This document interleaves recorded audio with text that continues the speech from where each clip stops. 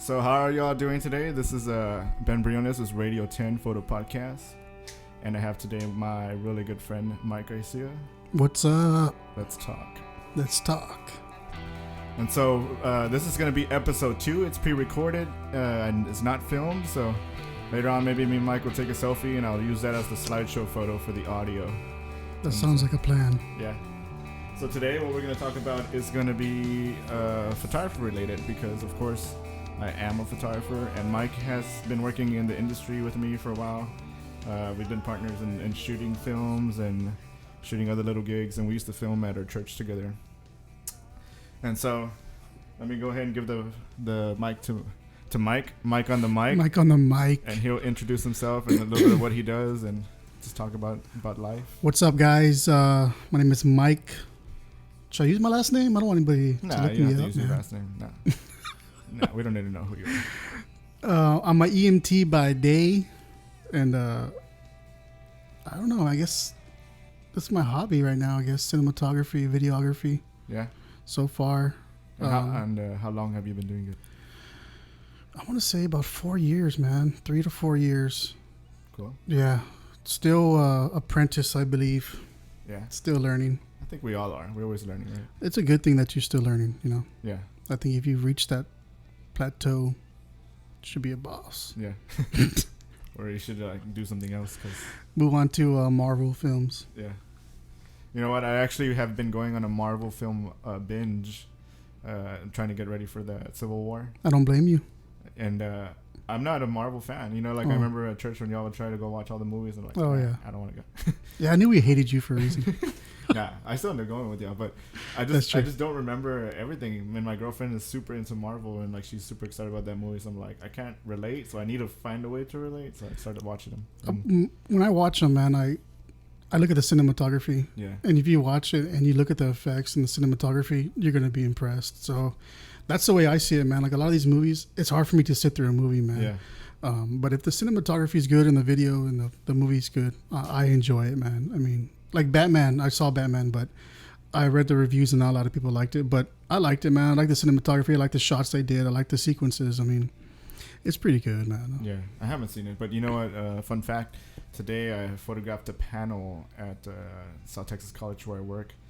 And one of the guys said the either the latest Avengers movie or the one that's coming up is being filmed with the Blackmagic Red Dragon. Oh, wow. And so I've heard those are about like $10,000 cameras or something like that. Oh, I think it's more. More? Yeah, I think. And but they said they filmed the whole movie with those cameras. It'll switch out. Usually in movies they're trying to use different cameras, but.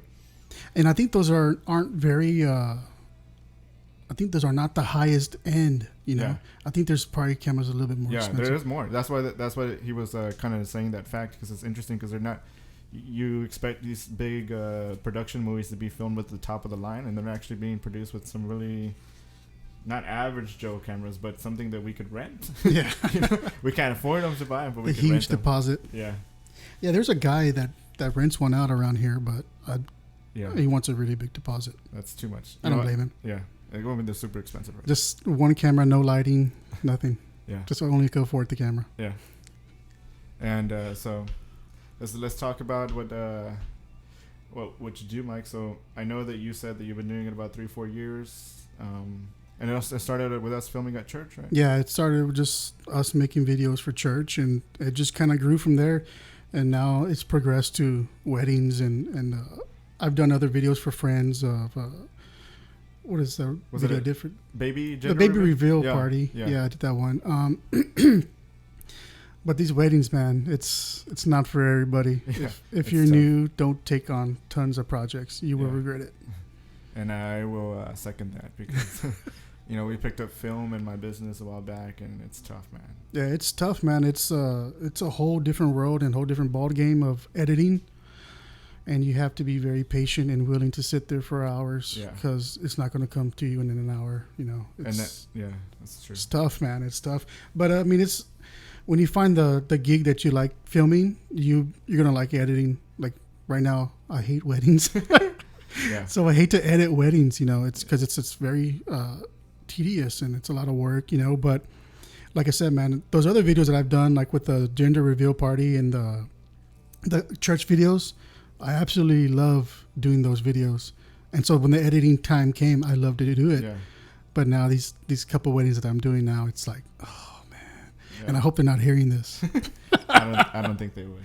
No, but if they do, I mean, if they do, the client should know it's a tough business. It's a tough business, man. It's that's the real truth, you know. Yeah. Online and YouTube, they look so glamorous and so easy. Yeah. But it takes so much practice and effort to get to easy. Yeah, you know? It's like 10% filming, 90% editing and post-production and all stuff. Yeah, dude. And then like when I first started, I didn't have any good lighting equipment or anything. And I didn't realize what type of shots I was going to get without the lighting. So when I would go back and edit, it would be like the worst, man. Like so much grain and so much all that. Thank God for Neat Video and other plugins that are out there, you know. But man, dude, it's a whole world. Yeah. And so the people know, other photographers or videographers know that the type of equipment you use. Can you list some of the things you have? Yeah, I use, for the most part, just DSLRs, 7D, 60D. Usually I try to rent or get another camera another day of a wedding just to get 3 angles. I use, I think it's a Roland RO5 handheld recorder with a tram, lavalier mic. I use Rode shotgun mics. I use different tripods, monopods. There's just so much gear out there, man.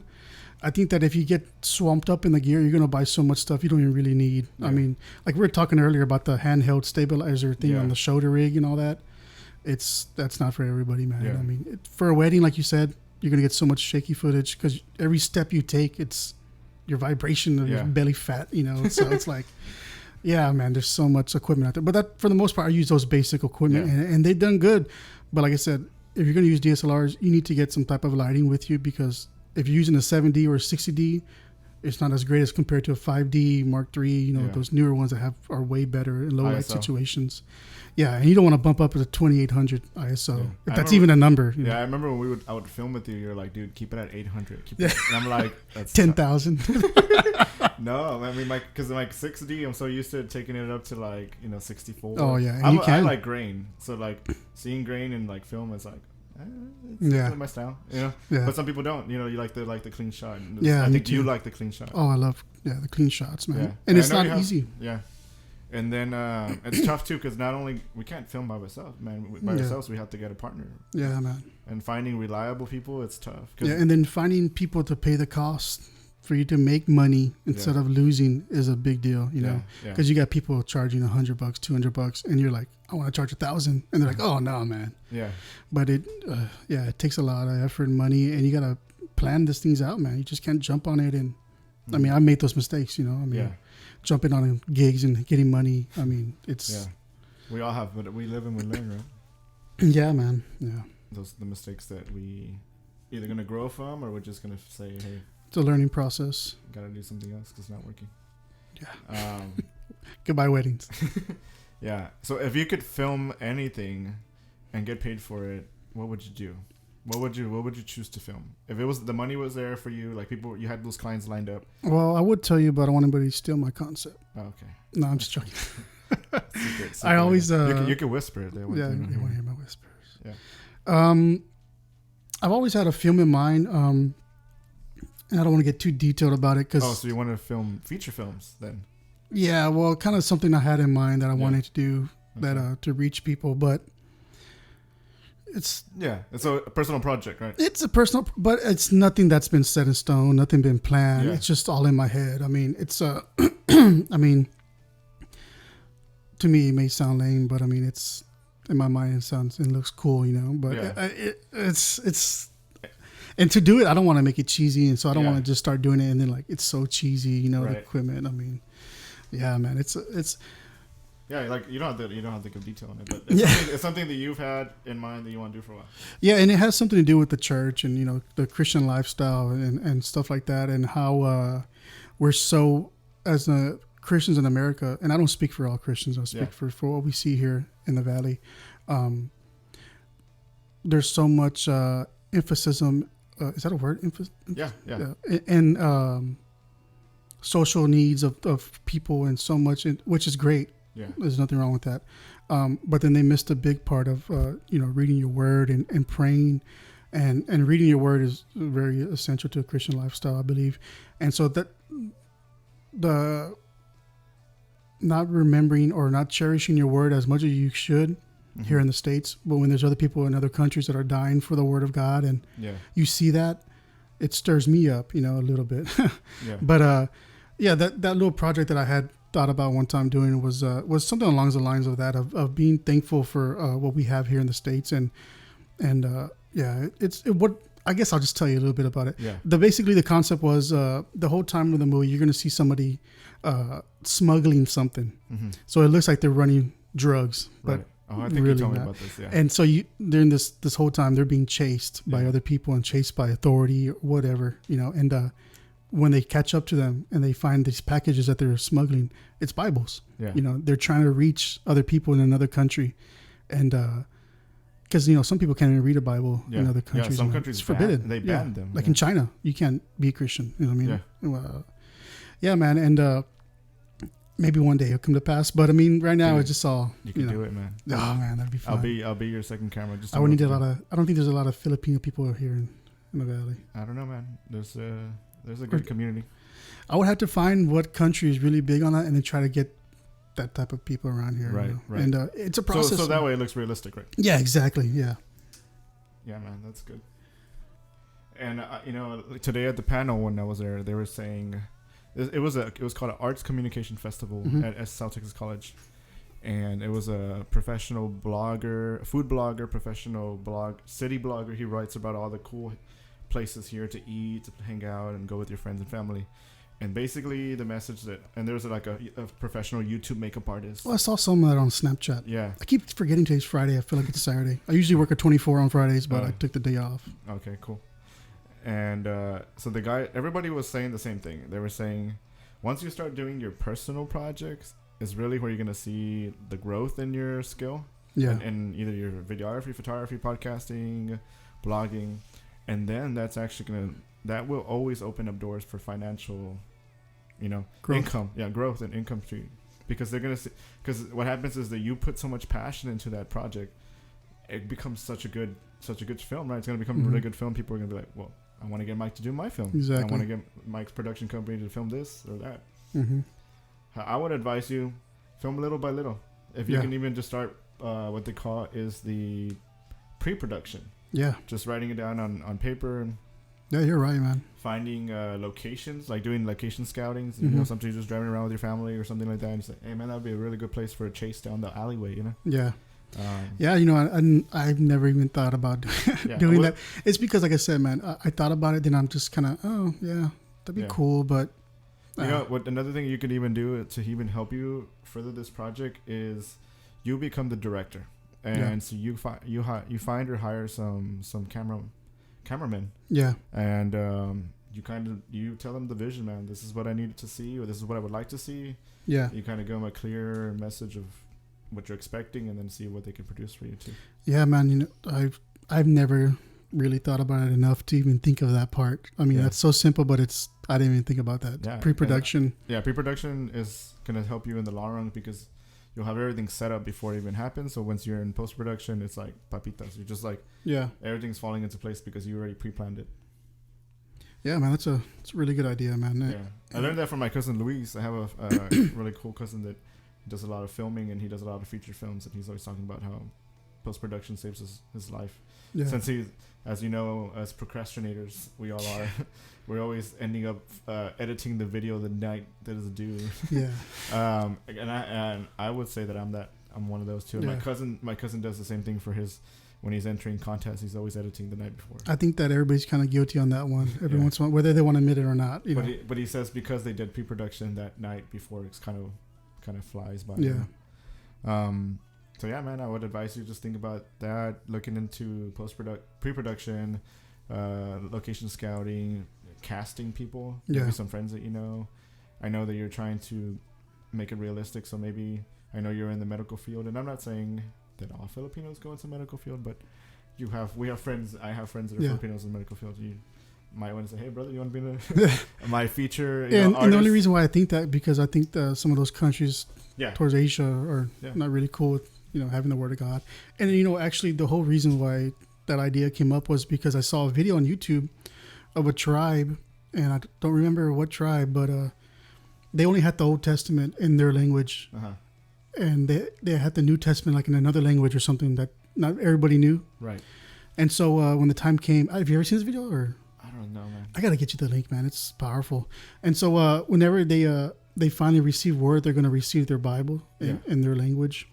Man, the whole tribe goes to like the where the plane is gonna land, and dude, you see these people just storming. It's like we're receiving something on Christmas that's like what we've been wanting, you know. Yeah. And these people are receiving this Bible, and man, bro, I was so touched by that, and so like, man, God, I take for granted having my Word of God on my phone, you know, like we have it on our phone. These people don't have that over there, but when they got that from the plane, man, dude, it was, man, you gotta see, it's powerful. It's powerful, man. And you know what? I forgot the name of the video was, man, but yeah, it's powerful. When you get a chance. I will. I'll add it to the link here in the YouTube. Yeah. And it's true, man. Like my pastor on Wednesday, he went hard, man.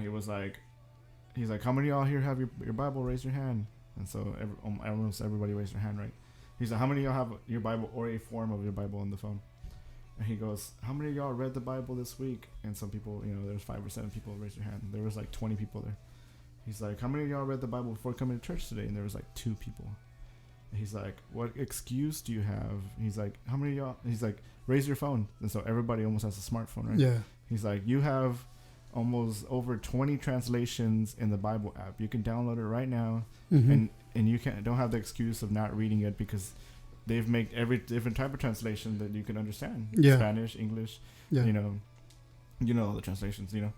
Yeah. He's like, what excuse do you have? And everybody's exactly. like, what the head down. But it's true, you know, like we have it at our fingertips all the time. And yeah, man, and that's where pretty much that idea came from, was from that video. And not to preach to anybody, you know, but read your Word of God to get saved. Yeah. Amen. Amen. All right, man. So let's talk about videography, right? Since you're doing that as your side gig, right? You have your full-time job. Yeah. How has that been, having a full-time job and also doing video production on the side? It's a little rough, man. Right now I work, as I said, I'm an EMT. I do about 60 to 70 hours a week. That's Monday through Friday. And so when Saturday comes, I get out of work at 7 a.m. for my Friday 24. So the last thing I think about is editing. It's sleep, you know. And so even like during the rest of the week, because Tuesdays and Fridays I work at 24, but the rest of the week when I'm off from work, when I get home from work, I'm just exhausted, man, because I work so much, you know. And so whenever the time comes to edit, it's like, oh man, it's such a chore, you know. It's like, it's not like something I'm excited about, and you know, so it's tough to really to maintain the excitement of editing and videography, but you have to encourage yourself. You have to pump yourself up to get yourself to sit there for 4 to 5 hours, you know, because nobody's going to do it just to do it for fun, you know. I mean, unless you really, really, really love doing weddings, and I'm talking more about weddings. You know? I'm talking about that, and yeah, man, it's rough, man. But I like what you do. You make yourself like a schedule, and you try to keep a schedule. I try. I know you try, but you try. make it, man. I mean, and I was reading your board up here earlier about the things you need to get done. Yeah. That's a great idea. You know, I don't ever do that. You know, I'm just like day by day basis. But I mean, that's the way to go right there, man. Making a schedule for yourself and just keeping that schedule, you know. Like tonight, I mean, I'm missing deadlines, you know what I mean? Because of certain things I thought were going to work out. Yeah. But it just didn't work out. Yeah, I mean, it also has to deal with equipment too. So like, so it has to do with the equipment, you know. Sometimes that we expect the product to be rendered at a certain time, and you're just sitting there 3 hours later like, man. Yeah, and the Lord ain't going to do a miracle and make that video pop up, you know. You know, I tell myself that too. People always like, just pray about it. You know, and I believe in prayer and I believe in the miracles, but it's my fault for it's taking too long. Yeah. I'm like, God has nothing to do with this. It's just my laziness of not being able to produce it on time. Yeah, procrastination kills, man. Yeah, it does. It does. It affects everything. We're talking about that, but you know what? You need to get like an alarm that reminds you to work. Let's get you on an ambulance side right there. Oh yeah. Reminds you of work or no? Oh man. That's your. I need to edit. People choking on a chicken bone. Yeah. Hey, you gotta save lives, you know. Exactly. Daily. Yeah. But yeah, having a schedule really helps a lot. it does help to plan out your video before like pre-production. It's so hard to do it on wedding sometimes because you don't have all the time to do it. But if you do have a chance, go to the rehearsal. Yeah, definitely. Get a schedule. Yeah, usually like on the day of the wedding, I already know I'm gonna go earlier and try to get them setting up. I'm gonna try to get them just getting prepared. The ceremony, the reception area, and all that. That's extra what I do, you know. Yeah. Some people don't do that, but it helps to have more footage just in case you need to add some things just to make the video a little bit longer. Exactly. So those little things like that are always good, man. I mean, yeah, being prepared like that is huge deal. And also, like, you know, in weddings, it's so unpredictable, man. I mean, you don't know if the bride's gonna fall or something, you know, like, so it's unpredictable, and so you're on the rush, and it's not for everybody, man. I mean, not everybody. I mean, I've had friends shoot weddings with me, and then it's like, that's the last time I ever shoot a wedding, man. It's the worst thing. It's so complicated. It's so on the edge, you know. And if you're not one to handle pressure, it might not be the gig for you, you know. Maybe doing your own projects on your own timing might be a little bit better, but there's just so much pressure because once that bride walks down the aisle, she's not going to walk down it again, man, you know. Exactly. And so you got to get that shot. And it's stressful, man. That way you do 3 camera angles? I try, man, but even that is tough, man. I mean, because like I said, I'm not a pro, man. I mean, I'm still learning just like everybody else, man. And so anybody out there wants to help me out, let me know. Mike is taking interns. Intern, yeah. I'm experience only, you know, volunteer hours, you know, high school and then college. Yeah. And I'm willing to, I've been there too. I've volunteered my time, and I'm still willing to volunteer my time for I have a friend that's going to shoot a wedding in a couple months, and he asked me to help him out, man. And he told me, hey, I'll pay you. So, man, don't even worry about it, man. You've helped me out in the past. And so that's what it takes sometimes, man, to really start getting your feet wet, you know. And it's tough to do that because it's a long 12-hour day sometimes, man. And you're there all day. And sometimes these weddings are a little later than usual. And so it's like... Or something. It's not always going on schedule. Yeah. They don't keep their schedules. Yeah. I've noticed that in photography lately, what I've been having to do is basically stay the whole day. I used to do hourly packages, but I mean, nothing goes on time, you know? Yeah.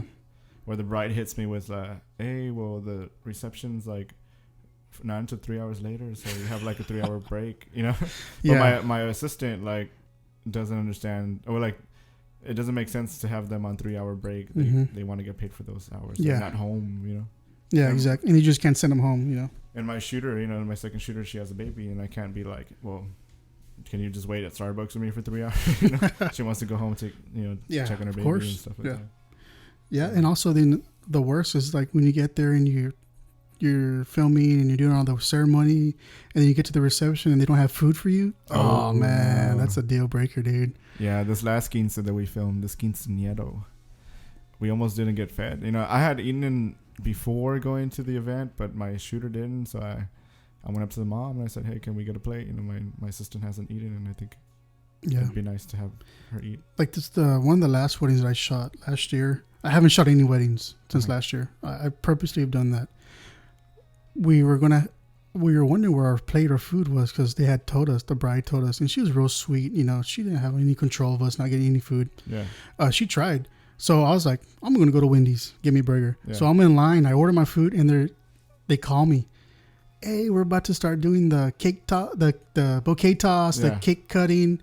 I'm like, man, I've only been gone for 5 minutes. And it's like, oh, man. So, yeah, that's a deal breaker, man. I mean, not to say that, you know. You remember my good friend Emmanuel? Yeah. Dude, he would take us lunch to the weddings. I remember that. You got to do that. I remember that. Pack your little lunch pack. In the fanny pack, Yeah.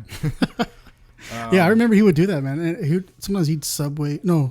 Well, he would take a... He would always do also vegetarian day, you know. So he would only eat a vegetarian meal. Yeah, he would always give me his plate, and then he would like bust out his like lunch pack. And he's like, "Nah, man, I like to eat from home." I remember one time he was he's like telling me I'm a vegetarian, but he was like, "But I'm really hungry, so I'm gonna eat this chicken." I was like, "Come on, man."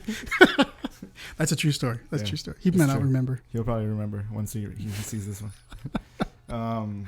So yeah, it's tough. You gotta, like I said, you go to the rehearsals, and you gotta have the schedule. Nothing always goes according to plan. I would always suggest going above and beyond when you shoot a wedding, like above and beyond, man. Like you say, stay the 12 hours. save them. Oh, as long as you need to. Yeah, man. But also like getting those location shots and getting those pre-set up shots of the tables. That's all good footage. Yeah. And then, I mean, eventually you're going to shoot the decorations and all that. But to get all that extra stuff, it makes the video look a little bit better. But sometimes that doesn't happen. You know? Right. I mean, sometimes it's not possible. But that's, yeah, man, I would suggest trying doing that, you know. Yeah. Because, I mean, if you don't go above and beyond on a wedding, you're going to have, I mean, just an average video. So if you get all those extra shots that you took time to get, and when you get back home and you look at all those 1,000 files you filmed, you're going to be like, man, I'm glad I got all this extra footage for the film, you know. Yeah. It just helps your video length get longer by the minute, you know what I mean? And it's true. I was watching a video yesterday that my cousin helped me film from a quince.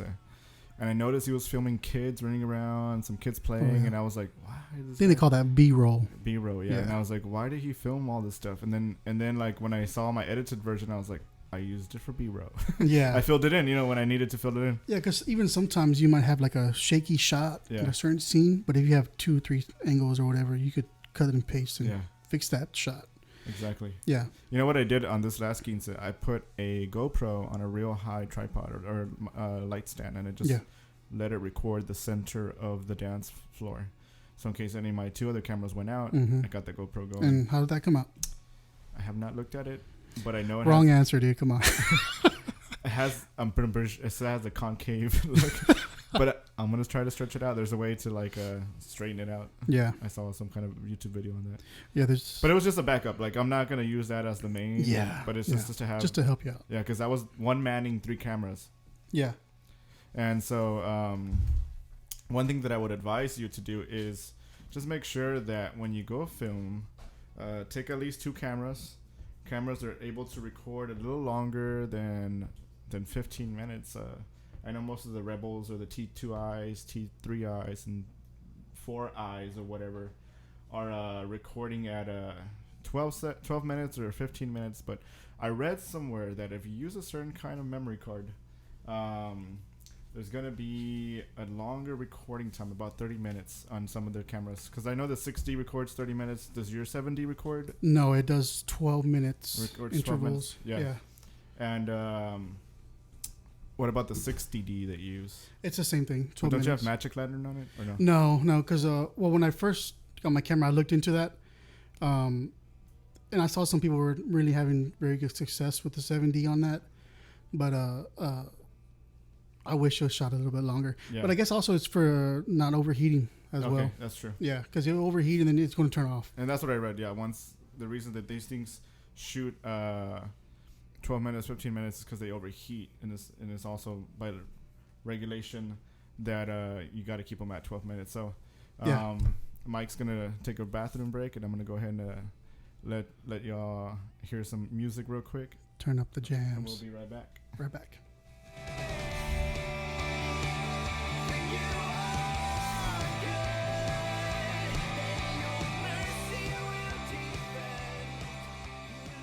We're back. Radio 10 Photo Podcast with Ben Briones and Mike with the unknown last name that he doesn't want to reveal because it's a secret. Nah, if he wants to keep it private, we keep it private. Yeah, just for now. Just for now. You had a stage name, right? Ben Briones? Ben Briones. Yeah. But that's because at UT, my Anglo professors could not pronounce Briones. And so they would say Ben Briones, and I'd be like, here. Yeah. And so I decided to take that on as my stage name for my music stuff. Well, the only time the teachers would call me, they would say my name, sometimes Michelle. So I don't think that's a good stage name for me. No, it's coming from a fat bearded guy. Yeah. That's too new age progressive for you, bro. All right, so I think we were at talking about the recording times and why I decided to use the GoPro because it records for a long time. Yeah. As just a backup camera. Yeah. I wouldn't recommend it because the concave and low light, it's not good. Yeah. But it's just to have backup footage in case both cameras just decided to go out. Yeah, and I don't think they ever made it in mind for anything like that. I think it was just more for that first person view. You're out riding your bike on a mountaintop, And then you get that nasty fall. Or you put on your dash cam like the ones in Russia, and like everybody gets these crazy like accidents. And they get an airplane crashing. It's like every one of those GoPro videos on YouTube is like from Russia. It looks like, man. It's like, come on. Yeah, I heard they were getting sued for something. I couldn't remember for what. Oh, really? And you know what? Some kind of Japanese company has already made it's been a couple of years now, but they made an exact looking like camera. It's called Action Camera Go or something like that. It has almost similar name. It looks exactly the same. Like they just bought the GoPro and they're like, let's take it apart, rebuild our own, call it Action Camera Go, and sell it for half the price. Tell you, man. The guy who probably thought of GoPro was probably like really pissed about that. He was. Probably spent hours and years of thinking how to make this GoPro, and then these guys just rip it off him. And they did what helped GoPro grow so fast and become very popular, and it was the marketing, of course, and it actually is a low cost product to make. So I was reading that well, that's good business. Yeah. The less so to what make. A GoPro new is like $399, right? The newest one, I think about $399, $299 for a brand new GoPro. Best Buy or something like that.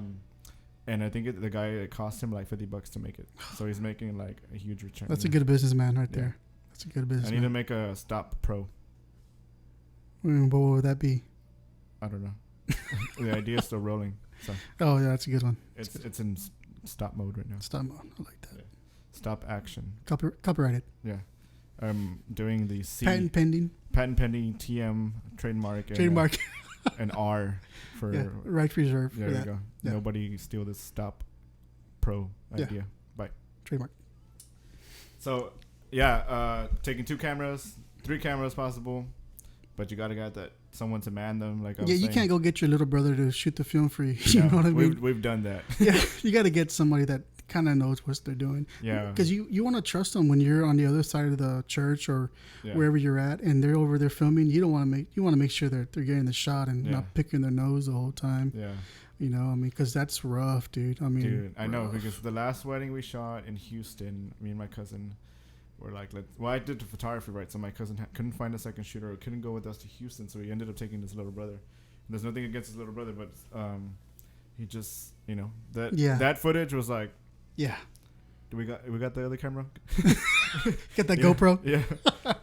It was a little rough, And it's hard sometimes to find someone to travel with you or do some shots. So you gotta. I will admit that I take my sister sometimes to shoot, and I trained her. But they kind of know what they're doing. They're pretty good with the camera. My little sister is a professional in the making photographer, but she has other life goals. And I was like, bro, just join the business. It's making a lot of money and a lot of good stuff. But so look at me, how I'm living. No, I'm not even like Ben Baller. I'm not even Ben Baller that much. Oh, come on. You're blessed, bro. You're blessed. Yeah, I'm blessed. You're not a baller. You're blessed. No, yeah. God has opened up a lot of doors, and today the pastor was telling me, he was giving me a word, and he said, "Hey, man, you have favor over you. You're in this the stage of favor, and he's opening all these doors for you in business and filming and radio." And I'm like, here we are doing our second episode of radio podcast. The Radio 10 photo podcast show. But I'll tell you what, man, that is a major key, like, to our business motto is having God first. Yeah. Because we know, man, God is a God of impossibilities and could do anything. Yeah. And even when it comes to getting you gigs, I mean, he could do that too. Yeah. And people may think, oh, that's crazy. Yeah. But no, man, that's how God works. He wants to bless his kids, you know?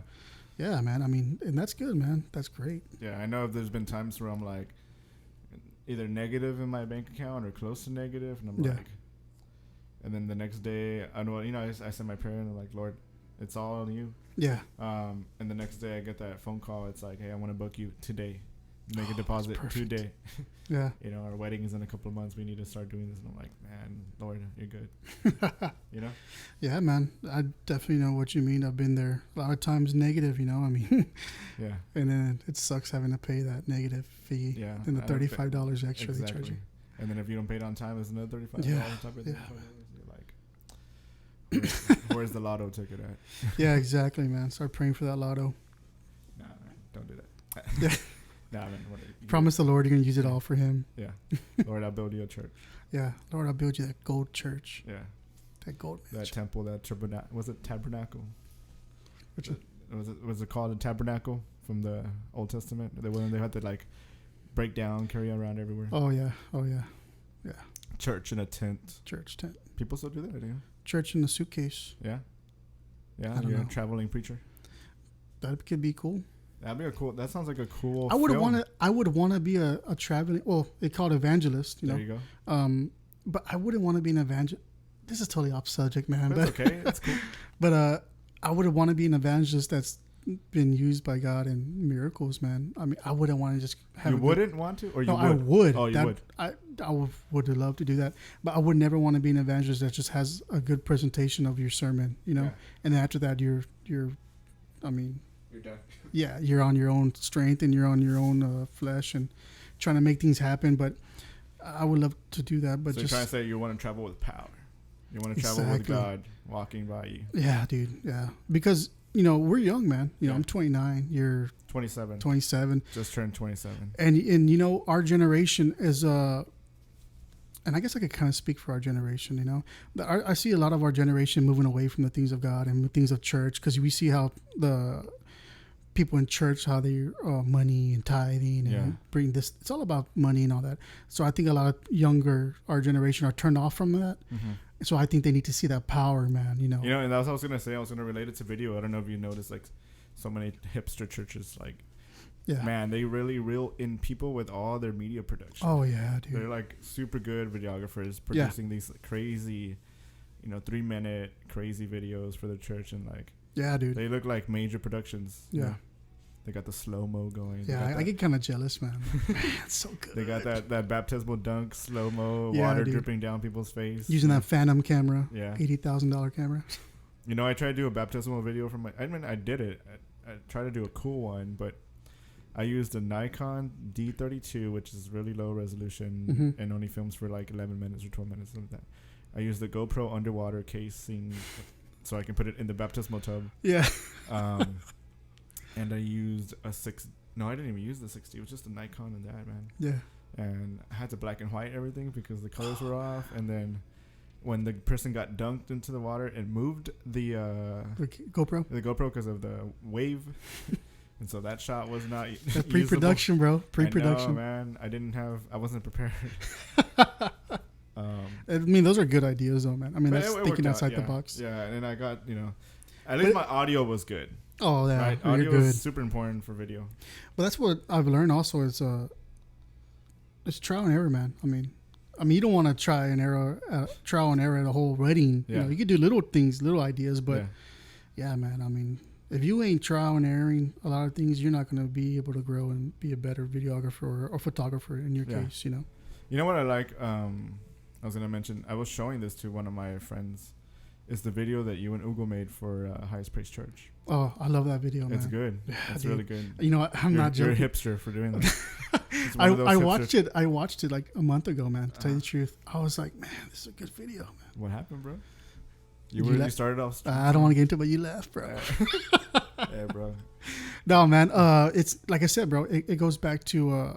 But that video was all y'all. I didn't film any of that. Yeah, I know. I would tell people, "Oh, this is my team," but like, they're like, "Oh, you filmed that?" But we are a team. We know. I mean, that video, man, it's super powerful, dude. Yeah. I love that video. Got the slider going. Yeah, dude. It wasn't even a slider. You were like sliding a tripod on like wood. On the carpet sliders on my tripod. On wood floors. Yeah. At Pastor's house.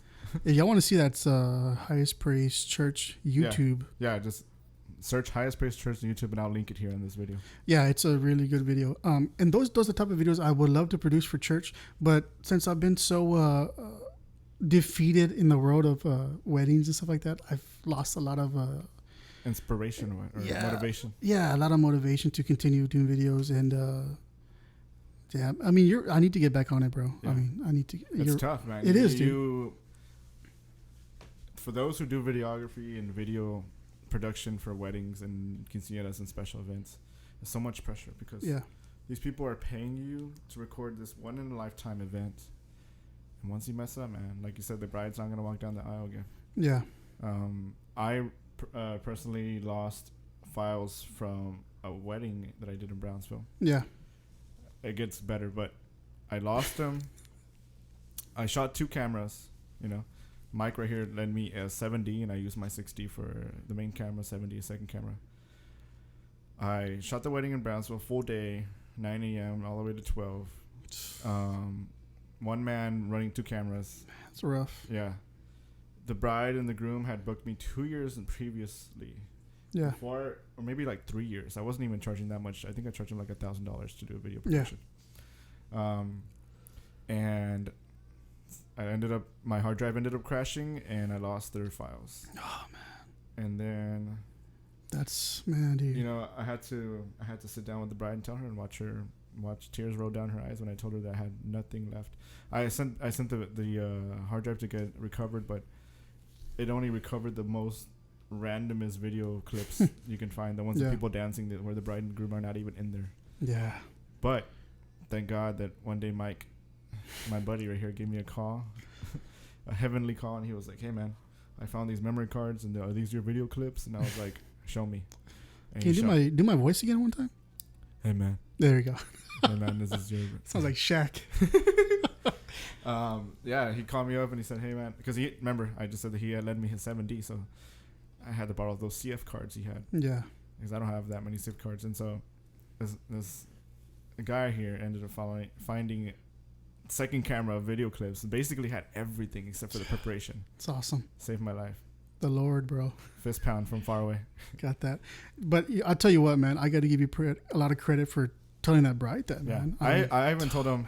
I even said, you know, you paid me X amount. I think it was 1,000 some plus tax, and I'm willing to repay you back, even though I have second camera video, because it's not everything. It's not preparation. I think I was missing cake cutting.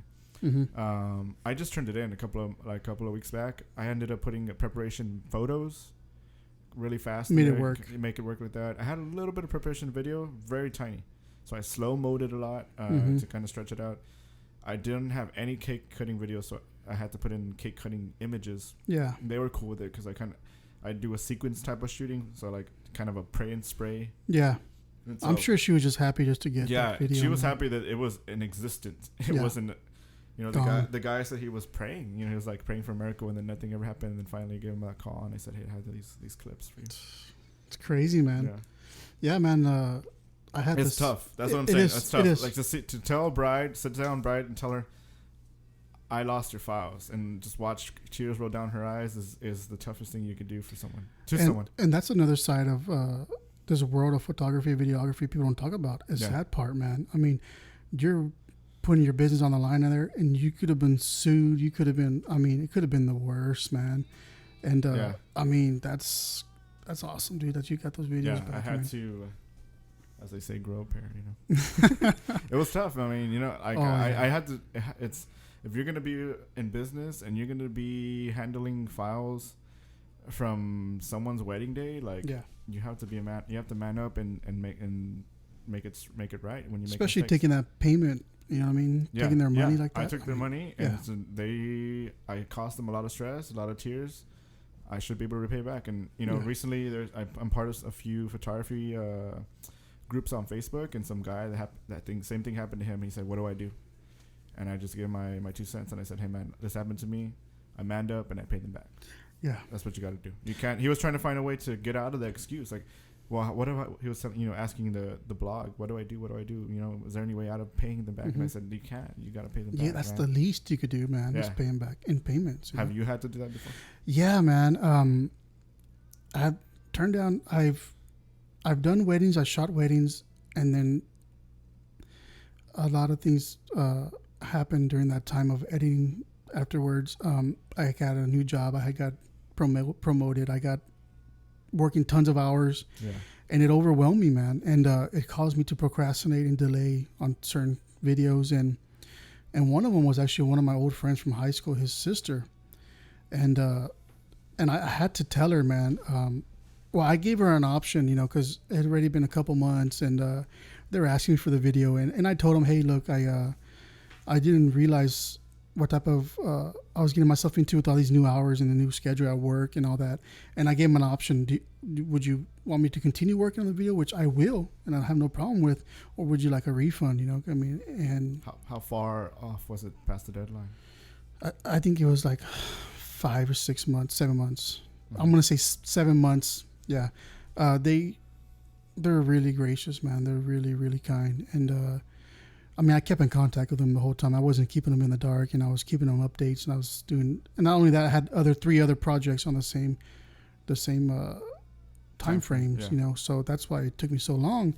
But you know, eventually they ended up taking the refund, and it was really hard to pay them back, man. And but I did, you know, and I gave them all their files. Every single file that I shot, I gave it all to them. I paid them all their money back. And even now, I still want to do something for them, but I just don't have a chance yet. I mean, I'm thinking about it, about maybe like a little 3 to 4 minute highlight video for them. Yeah. But yeah, man, it's not easy to call somebody and tell them, hey, you know, I messed up. Yeah. Yeah, man. But as like you said, man, as a business, sometimes you do the bad things because, you know, it's not good, but you have to do it, you know. Yeah. I even told my client, I said, once everything's done, right now they're reviewing the video just to make sure that's the way they want it. I said, leave me a review, man.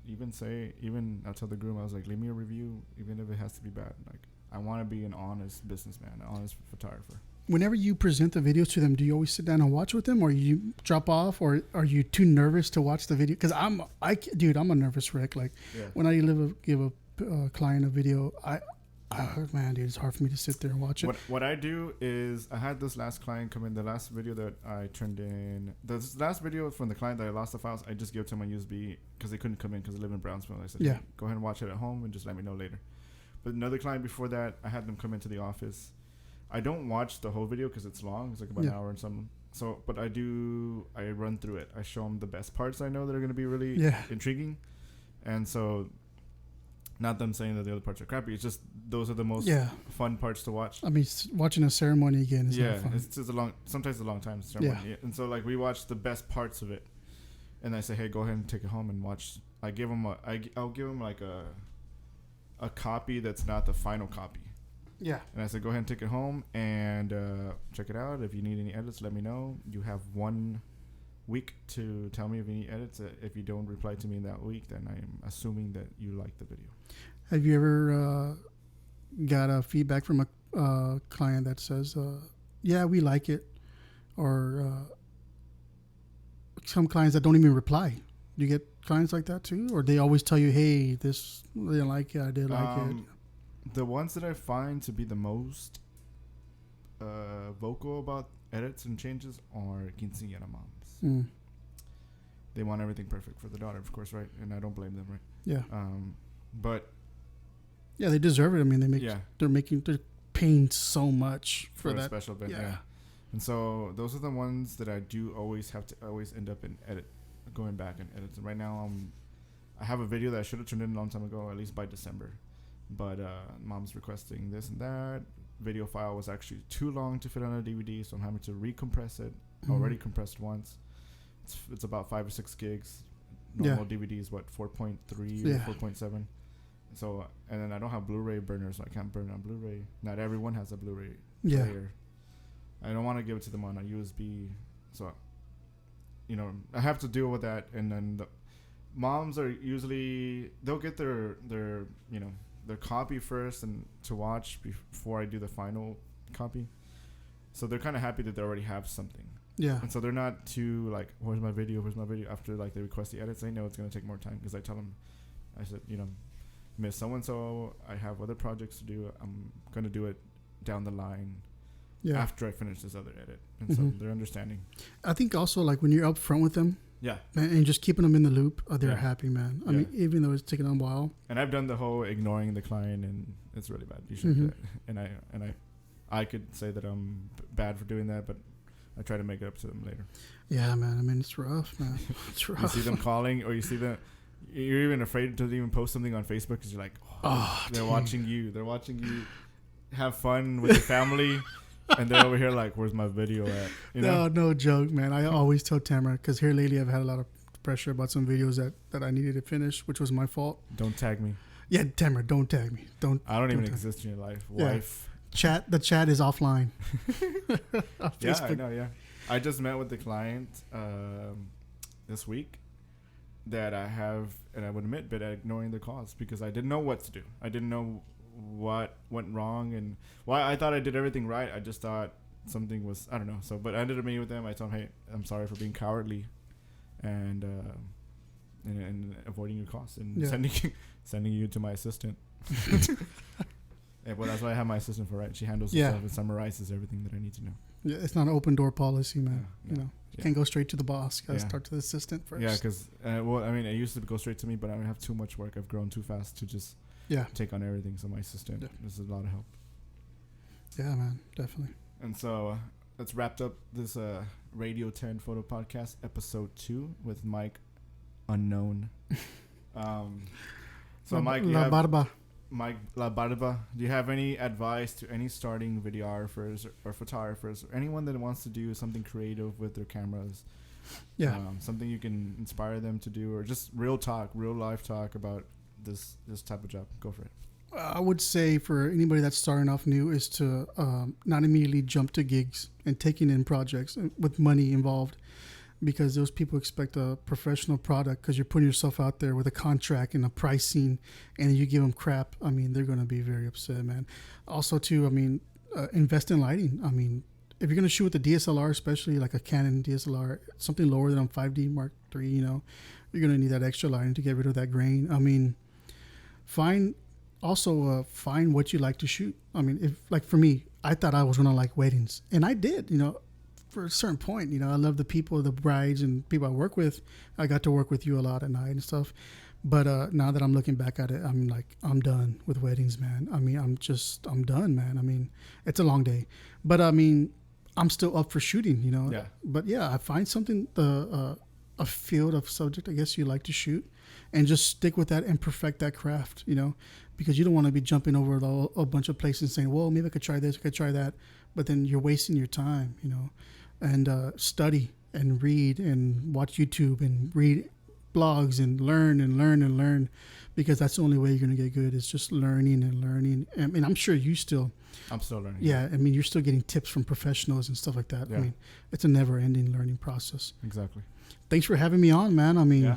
I'm a small-time videographer. No, man, but you're real, you know. You're I appreciate sharing that, man. real things that happen in the industry Thank that you. people don't share. And so. Yeah, man. I mean, you could get yourself in a hole, man. I mean, if you procrastinate enough, you'll get yourself in a hole and you'll stress yourself out, man. I mean, don't let it get to that, you know, because I've been there, done that. Yeah, Everybody's been there, done that. Yeah. And try not to do that. I mean, sometimes you can't. Yeah, your work is involved. You don't know the timing of scheduling, deadlines you might not be able to make, you know, but just keep in contact with people and talk to people and talk to your client. Yeah, you know. always communicate. Yeah, always. All right, guys, that's Radio 10 Photo Podcast, episode 2. Thanks for tuning in.